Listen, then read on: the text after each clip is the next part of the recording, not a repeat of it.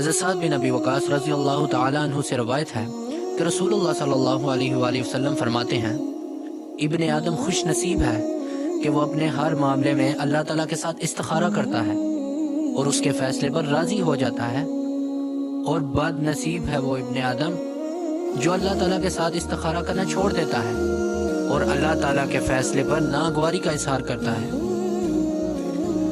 ہمیں جب بھی اپنا کوئی کام شروع کرنا چاہیے تو ہمیں اپنے کام میں اللہ تعالیٰ کو ضرور شامل کرنا چاہیے۔